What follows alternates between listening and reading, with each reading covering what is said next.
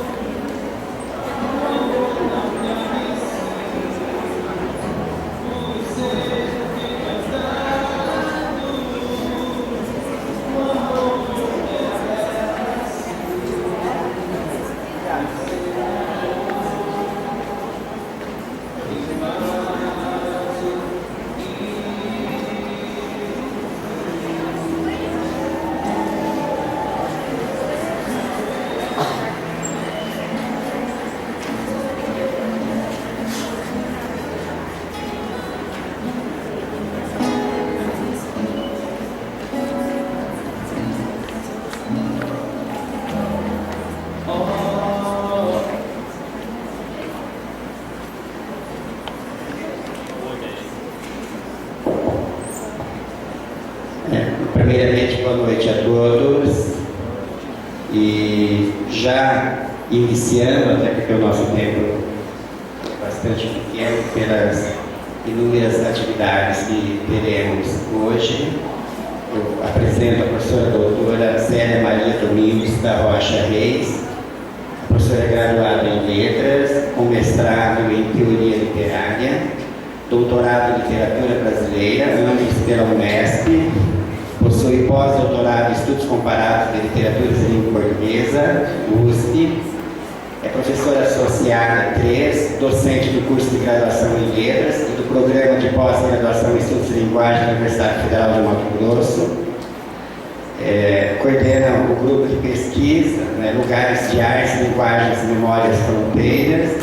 É editora do periódico científico, Polifonia, Qualis P1. E aí eu salto, porque ficaria um tempão aqui e não apresentaria o currículo lá da professora, uma vez que ela possui um currículo riquíssimo pela intensa atividade acadêmica, como professora, pesquisadora, coordenadora, enfim. Linhas de pesquisa, literatura e outras artes, memórias e fronteiras, e perspectivas críticas no curso de letras. A professora possui vários capítulos de livros publicados, dezenas de publicações como artigos publicados em periódicos e trabalhos completos, livros publicados, e paro aqui, até porque já estou tomando tempo, portanto eu passo a palavra à professora doutora Célia Maria da Rocha Reis. Obrigado. Muito obrigada, professor. Obrigada à professora Leandra, em nome de quem cumprimento toda a comissão organizadora, aos participantes deste evento. Parabenizo a comissão pelo porte desse evento, pelo sucesso que ele está alcançando, excelente em todos os sentidos, pela troca de experiências, pela apresentação dos trabalhos e das produções dos alunos, enfim, é uma grande oportunidade.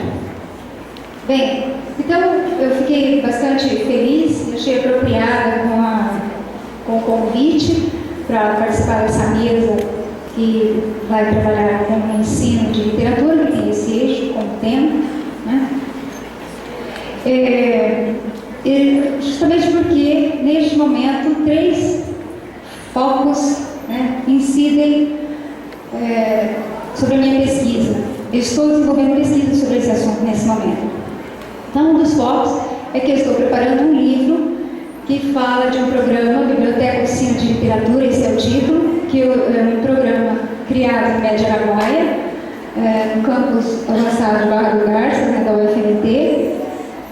Esse programa ele foi constituído de vários subprojetos que trabalhou com linguagens diferentes de arte. Então, teatro, declamação de poemas, biblioteca, brinquedoteca, música, enfim. Desenvolveu vários subprojetos. Então, eu estou fazendo um levantamento histórico e discutindo as ações desse projeto. Então, isso vai sair livro no ano que vem. Uma outra questão, né, que me desperta o interesse pelo ensino de literatura neste momento é que estamos em fase de reformulação do nosso projeto político-pedagógico. Isso está acontecendo em todas as universidades, né? Então, também é o momento de a gente discutir essa questão e estou trabalhando com estágio supervisionado em literatura, que também naturalmente me conduz para essa temática. Então, para apresentar algo para vocês aqui neste momento, eu pensei em aproveitar aquilo que eu estou fazendo, que é um estudo, uma investigação de trabalhos de colegas que falam sobre ensino de literatura. Então, estamos assim, estou nessa fase, né, de levantamento. Então, Marisa Lajou, Regina Zilber, Luiz Costa Lima, José Chopin, Charles Ginsberg, então, várias universidades aí, Sudeste, Nordeste, então compilamos. Então, o que eu vou apresentar para vocês aqui agora é um quadro que eu estabeleci com experiências desses colegas, às quais eu acrescentei as minhas experiências e ampliei com algumas discussões, algumas reflexões. Eu vou dividir aqui a minha fala em 4 partes, que eu espero que dê tempo de falar. Se não der, eu paro, né? Enfim. Mas então, vou falar um pouco sobre o perfil da área, um método de trabalho em literatura, seria uma segunda parte, uma terceira, procedimentos de ensino, e uma quarta parte, uma proposição para o ensino de literatura. Então, reitero que a minha fala vai ser permeada também, né, pelas experiências dos nossos colegas. Eu achei muito apropriado fazer isso, para tornar mais substancial e a gente ter um amplo quadro para discutir sobre a questão do ensino da literatura. Bom, então eu começo falando sobre aspectos do perfil da área de literatura. A minha fala aqui vai ser mais crítica, né, em função também daquilo que os colegas os meus colegas pesquisados foram apresentando. Eu vou pedir licença para vocês, eu preparei um texto, eu vou lendo o texto e vou fazendo algumas referências. Tá? Então, em princípio, pensemos em aspectos do perfil da área, tomando por base o estudo de Marisa Lajou, produzido a partir da experiência que ela teve de avaliação de projetos de pesquisa com propostas de ações envolvendo literatura de diferentes realidades docentes e institucionais no período de trabalho junto à FAPESP. De entrada, a docente levanta o problema de nossa área. Então, que campo de trabalho nos identifica? Na ocasião, o CNPq estava propondo uma discussão relativa às sub-áreas e especialidades do conhecimento, segundo ela, oportuna para refletir sobre a nossa face teórico-epistemológica e institucional. Face esta que tem uma dimensão interna e privada e outra externa e política. Nesse sentido, ela aponta uma fragilidade nas 2 dimensões, tanto a interna quanto a externa, concluindo que não há propriamente um nome que nos defina em nossa área. Então a pergunta dela, que campo de trabalho nos identifica? Então ela fala, olha, não há propriamente um nome que nos identifica. Um professor de economia é um economista, não é? O professor de linguística é um linguista. E o professor de literatura é o quê? Não é? Não temos mesmo um nome que nos identifica. Ela lembra ainda que a nossa maior associação nacional, a Abralic, né, ela é nomeada a partir de uma das vertentes críticas dos estudos literários, né, dos estudos comparados. Com isso, ficam submersas diferentes vertentes dos estudos literários ou se tira especificidade da perspectiva comparativa. Ela sugeriria Abralite, né, em correspondência à Abrali, né, Associação Brasileira de Linguística. Mas nós, se pensarmos bem a Abrali, a Associação Brasileira de Estudos Comparados, realmente fala de uma abordagem crítica, não nomeia todas as vertentes, não diz da área como um todo. Então ela coloca a anomia em si como um problema. E eu fiquei pensando nisso, né? De fato, falta um nome que nos identifique. A anomia em si é um problema. O Pedro Casaldáliga, nós podemos pensar nisso em termos de literatura. O Pedro Casaldáliga, bispo poeta de São Félix do Araguaia, tem um poema que diz assim: a rosa é ela. E sem embargo, é somente a rosa se a cantamos. Ela só ganha existência na medida em que é cantada, na medida em que é reconhecida como rosa, na medida em que é nomeada como tal. Encontramos ressonância desse assunto em Otávio Paz, no Arte e a Lira, quando ele diz assim: a experiência poética se dá ao se nomear aquilo que até não ser nomeado carece propriamente de existência. Poetizar é primordialmente nomear. Ao nomear, ao criar com palavras, criamos aquilo que nomeamos e que anteriormente não existia senão como ameaça, vazio e caos.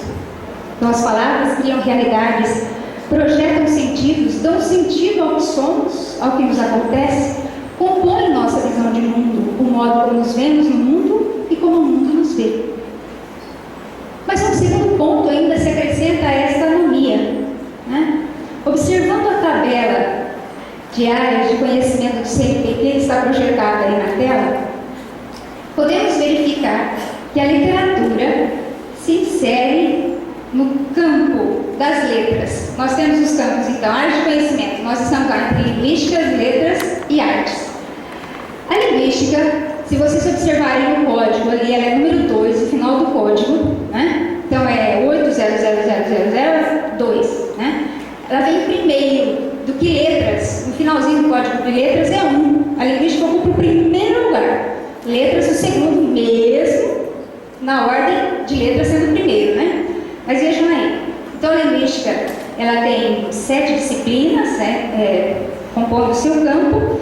A segunda, então, letras, tem 4 disciplinas de língua portuguesa, línguas estrangeiras clássicas e modernas, indígena, e 6 de literatura, teoria literária, literatura brasileira, outras literaturas vernáculas, né? Literaturas estrangeiras modernas, literatura clássica e literatura comparada. Uma comparada, de novo, ganhando um campo específico, não vira um estudo estrutural, não vira nada, né? Nenhuma outra vertente, menos literatura comparada. Mas veja então, depois vem artes, com todas as disciplinas, né, das várias modalidades de artes, que eles entendem como artes plásticas, artes cênicas, né, dança, etc. O que nós concluímos aí? A tabela nos mostra escancaradamente que a linguística ocupa campo próprio e prioritário, né? A literatura divide espaço de letras com língua portuguesa e outras línguas, não entrando no conceito de artes, né, como área de conhecimento. Tá? Aí a gente conclui que o que não se nomeia, não tem lugar definido, fica em qualquer lugar, não tem lugar. Cadê nós, né? Onde estamos? Essa é uma questão que se coloca. Bom, ainda em relação ao perfil da nossa área, Lajolo lembra, né, em relação à dimensão externa, do envolvimento dos docentes da área das políticas públicas. Ela acusa uma falta de articulação entre os conhecimentos literários produzidos e o modo como eles se organizam institucionalmente por meio de projetos de pesquisa, considerando que a produção científica é financiada segundo procedimentos estabelecidos pelo Estado, suas agências e suas instituições. Nesse senso, ela conclui pela nossa ineficiência em aplicarmos em causa própria o que analisamos em outros discursos e instâncias contemporâneas. Ou seja, analisamos bem o caráter instável das linguagens atuais, sua internocidade, sua polifonia, etc., mas apenas falamos delas, não falamos nelas nem com elas. E como indício dessa falta de sintonia, a professora Marisa Lajolo, ela faz referência a projetos maçudos, ela chama de um termo pejorativo, né? Prolixos, sem objetividade. Ela acusa as dificuldades dificuldades e desconfiança da área de lidar com novas tecnologias, a dificuldade de atualizar o Lattes, de gerenciar orçamento de pesquisa. Então, esse seria o perfil da área. Né? Ela falou, olha, aqueles projetos imensos, né, nós recebemos lá, né, que poderiam ser enxugados, etc. Né? Anos passados, presenciamos na área uma mudança nesse processo, mas é lenta e resistente. Né? Pelo menos foi o que eu vi de um dos avaliadores do CNPq em 2012, quando ele acusou as mesmas coisas, né, da área de literatura, né, então pouca coisa mudou. Então é preciso que a gente repense esse perfil da área, que a gente encontre, né, enfim, um lugar, o nosso lugar definido nas áreas de conhecimento, enfim, que a gente encontre esse reconhecimento aí no registro institucional. Isso é muito importante, né? Bom, estes são alguns problemas, então, do perfil da área. Eu passo agora para a segunda parte, que é o método de ensino de literatura pela historiografia literária. Tem investigado em que momento e por que caminho ficou estabelecido que a literatura deveria ser exclusivamente estudada pela perspectiva cronológica historiográfica no ensino médio e superior. O modo como estudamos literatura é por periodização literária, correto? Em todas as instâncias, né? A gente estuda assim. Luiz Costa Lima trata da história da literatura como uma herança problemática, em artigo de 2010. Retomando a situação no início do século XIX, ele fala que a concepção ampla das belas letras, desenvolvida a partir do Renascimento, que abrangia a poesia, a eloquência, a história, sinal a filosofia, não desaparecera, mas, progressivamente, se percebia que a avaliação retórica em que ela se findava não era mais adequada. O termo literatura assumia o sentido de expressão de uma subjetividade individual e a história adquiria uma posição de maior envergadura. Para pensar o papel da história em relação à literatura, Costa Lima vai buscar no alemão Friedrich Schlegel a formulação do conceito de história ligado à literatura, focalizando em 3 passagens enunciativas temporalmente próximas, ditas por este filósofo. Então, são elas. Né? Ele fala da indecisão do filósofo em pouco tempo e de como ele foi chegando à conclusão de que a história é o grande conceito, né, relativo à literatura. Então, veja, em 1803, Schlegel fala que a literatura é um nome incerto. Essa é uma concepção moderna, de natureza moderna da literatura, né? 1803, a literatura é um nome incerto. Em 1804, ele postula a crítica como uma terceira via fecundada pela história e a filosofia. Ainda em 1804, em um curso particular que dava em Paris, ele coloca a história como assumindo o lugar da crítica. Apresenta como provisório o conceito de literatura, que só pode ser provisório na medida em que o conceito mais pleno é a própria história da literatura. Em 1812, numa conferência em Viena, ele diz do acervo das tradições nacionais como fator preponderante, do ponto de vista histórico e comparativo para o desenvolvimento posterior e para a plena existência intelectual de uma nação. O mais admirável ofício da poesia, ele diz, é conservar e enaltecer essas tradições nacionais, sobretudo quando se perdem na distância da origem. Há justificativas biográficas para essa mudança de opinião do filósofo alemão. Converte-se ele, né, no catolicismo, abandona seus projetos transformadores, casa-se e torna-se funcionário do parlamento de Frankfurt.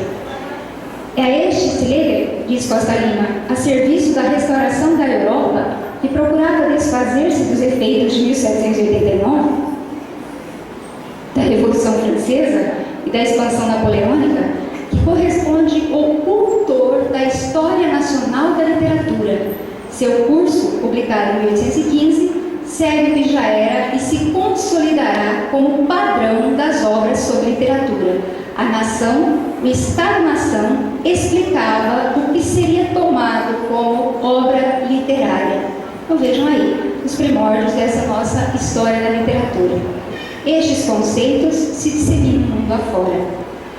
Há investidas contra o domínio desse estudo diacrônico historiográfico, registrados aí na primeira metade do século XX, né, o formalismo russo, o estruturalismo, o neoclassicismo, o estruturalismo, a estética da população, né? Mas todos eles, como Tinianov, vão pensar que a contraposição ao enfoque historicizante dependia do fôlego teórico do seu opositor, isto é, da capacidade de formular em que consistiria a especificidade da linguagem poética e literária. E isso poucos conseguiram, né? Eles foram estabelecendo esses estudos críticos, né? Mas por razões do formalismo, por exemplo, pela própria condição política, não pôde se manter, entre outros, né? Então eles foram paulatinamente sendo relegados, né? Vamos dizer assim, e a história então conseguiu se manter, a ideia da história.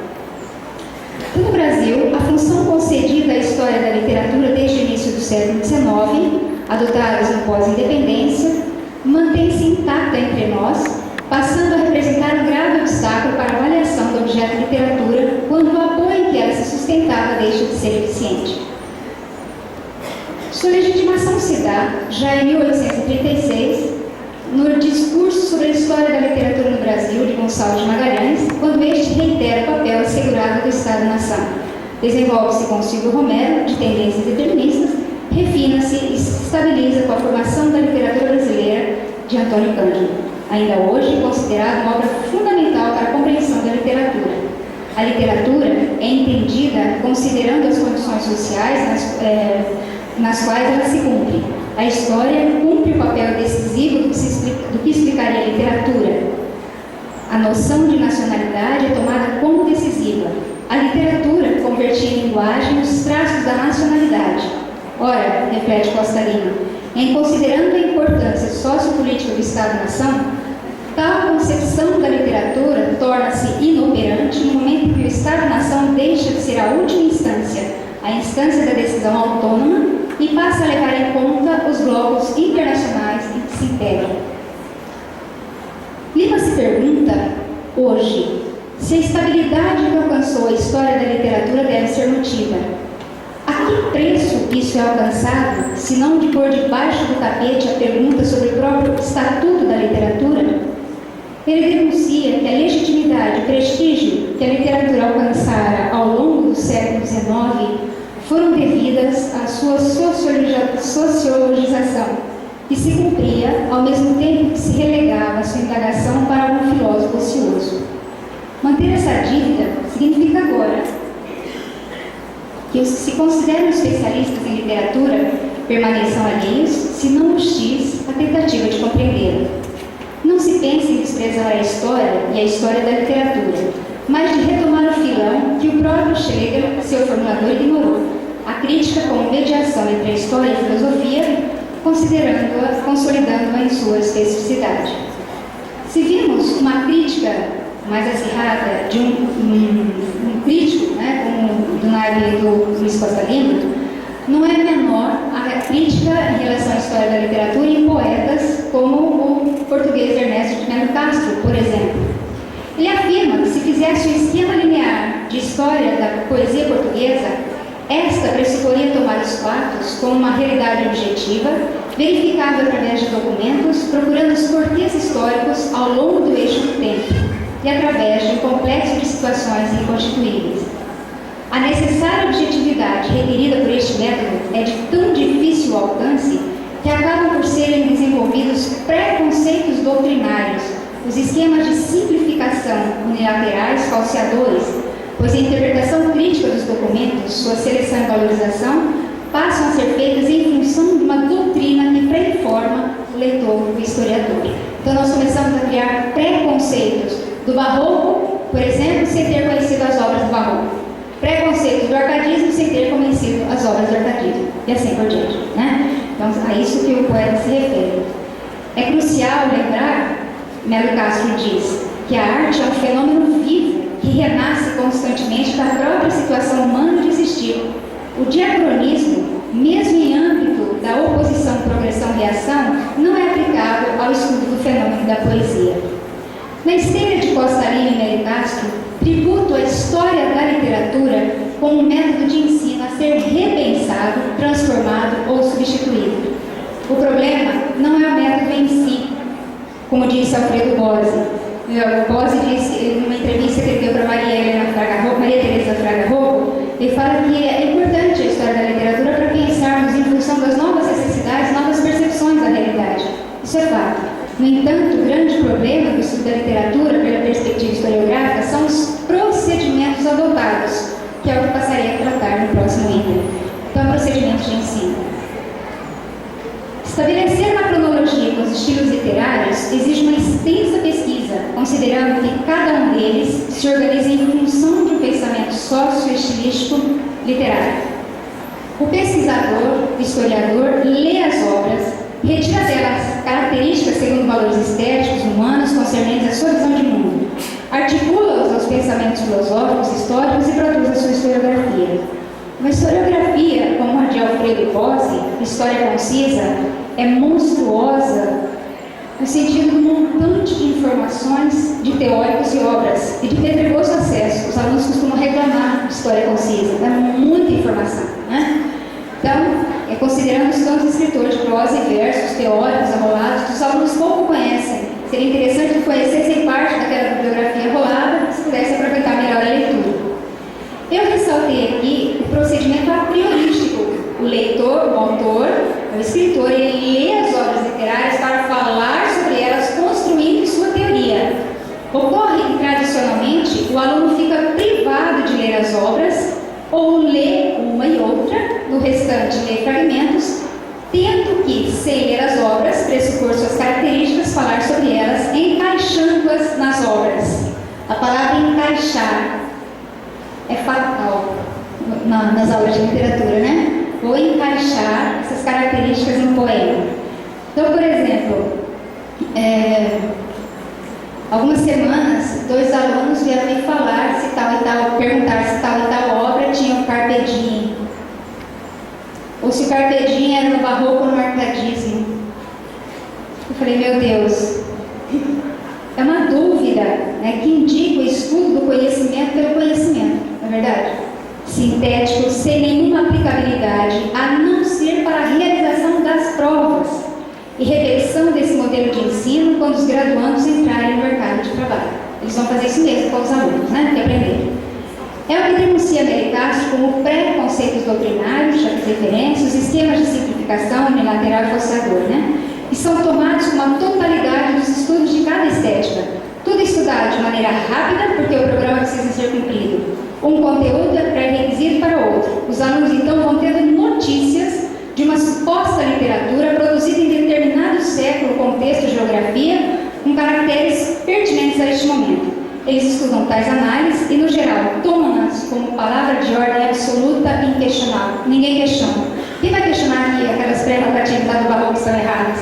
Não se questiona. A interpretação é passiva, né? Não é ativa. Ressalta-se que isto, então atenção, né?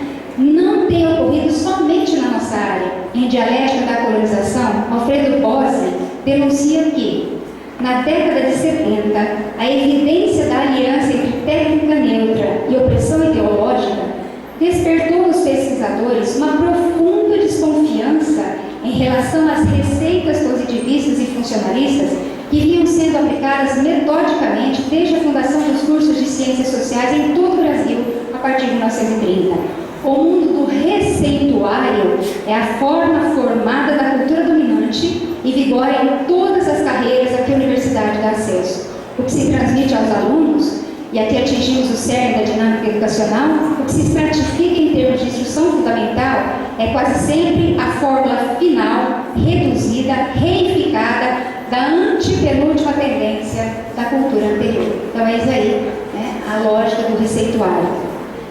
Enquanto isso, vai havendo uma rarefação, em termos de Costa Lima, de leitura de textos literários flagrante nos vários níveis de ensino.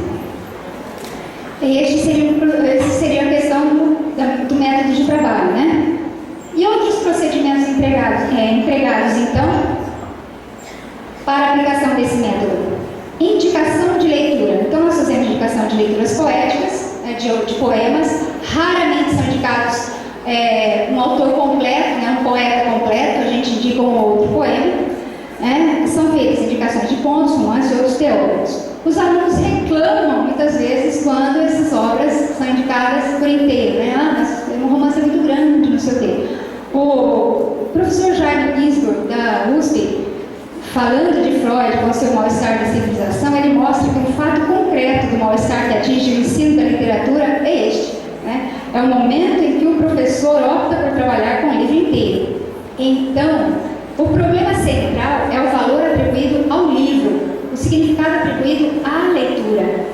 Se o ensino da literatura é irrelevante ou quase irrelevante para o estudante, se o professor não convence como defensor da importância de debate que se apresenta no livro, de fato, vai prevalecer o princípio da destruição.